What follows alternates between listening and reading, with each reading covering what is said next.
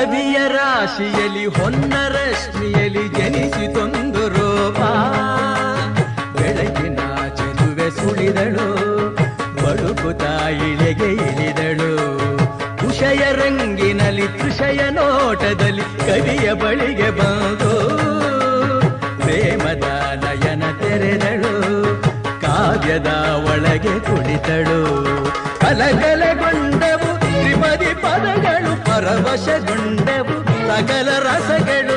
ഇരുಳು ಸರಿದು ಬೆಳಕು ಹರಿದು ಕನಸು ಮುಗಿದು ಮನಸ್ಸು ಚೆಗಿದು ಸರಿಗಮಪ ಪದನಿಸ ಸಂಚಾರದಲ್ಲಿ ಮೇಘ ಬಂತು ಮೇಘ, ಮೇಘ ಬಂತು ಮೇಘ, ಮೇಘ ಕಾವ್ಯದ ಮೇಘ, ಕನ್ಯಾಕವನ ಮೇಘ.